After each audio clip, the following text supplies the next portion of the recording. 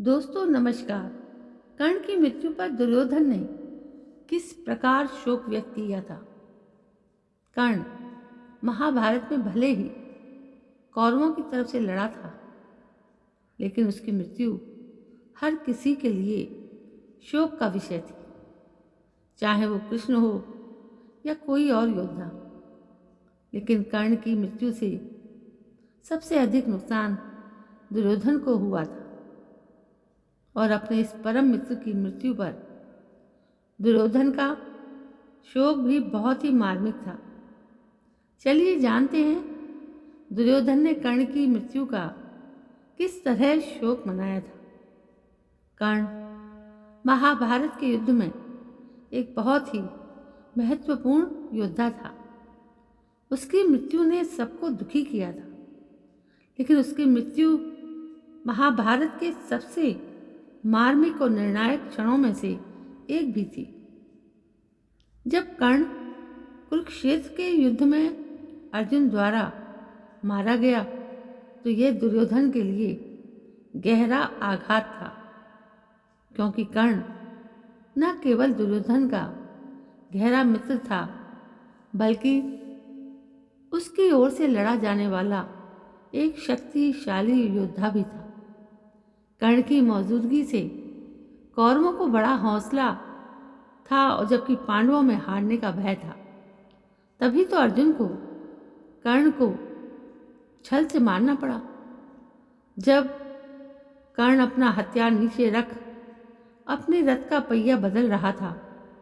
एक योद्धा ऐसी मृत्यु कभी नहीं चाहता, लेकिन कर्ण का युद्ध में किसी भी तरह से मारा जाना बेहद महत्वपूर्ण था, ताकि पांडवों की विजय सुनिश्चित की जा सके।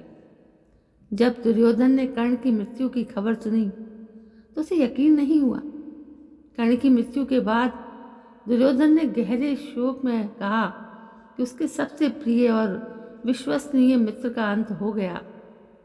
दुर्योधन के लिए कर्ण न केवल एक मित्र था, बल्कि उसकी शक्ति और विजय का सबसे बड़ा आधार भी था। मृत्यु की खबर सुनते ही दुर्योधन के सबसे पहले शब्द थे कि कर्ण, तुम मेरे लिए केवल एक योद्धा या मित्र नहीं थे, तुम मेरी आशा और मेरा आत्मविश्वास थे।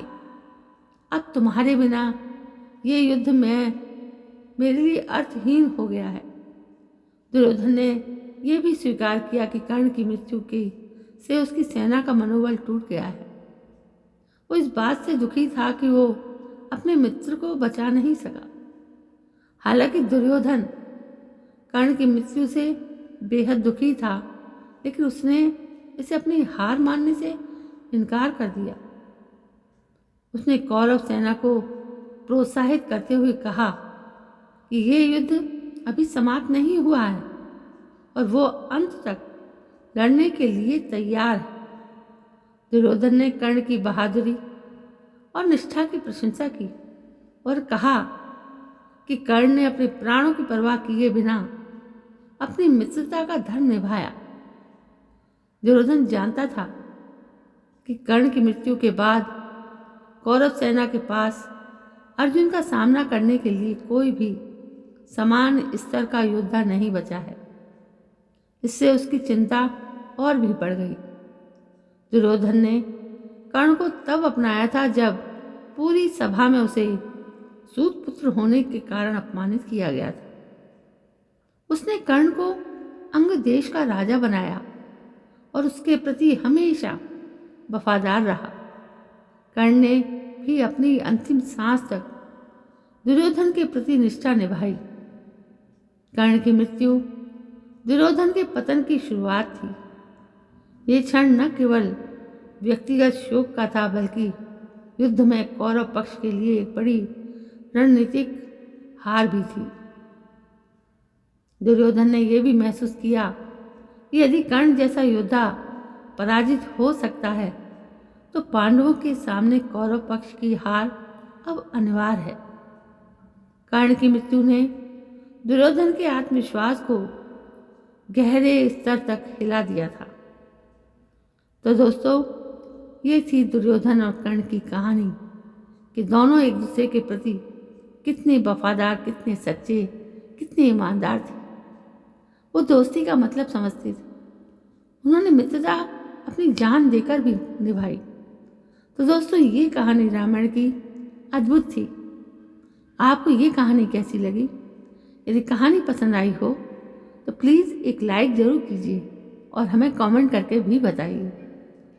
हमारे इस चैनल को सब्सक्राइब ज़रूर कीजिए जिसका नाम है स्टोरीज़। कल मैं फिर से हाजिर होती हूँ एक नई कहानी को लेकर।